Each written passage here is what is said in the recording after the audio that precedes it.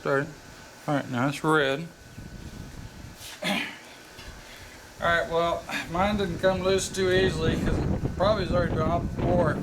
So what I did is I got a pry bar and pried right here against the frame. Same thing on the other side. There's a little place where you can pry.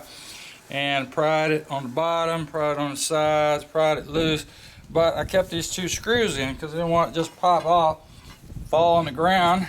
So I left the two, loosened them up, and left them there.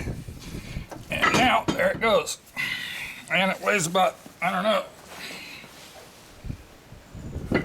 60 pounds, maybe a little more. Well, there you can see it's got a little rust on the shaft, which is why they tell you to put anti-seize in it. Alright, and here's where it looks like in here. Same thing, there's a bunch of rust right here, which is a good reason for putting the anti-seize. Not too close. You're fine.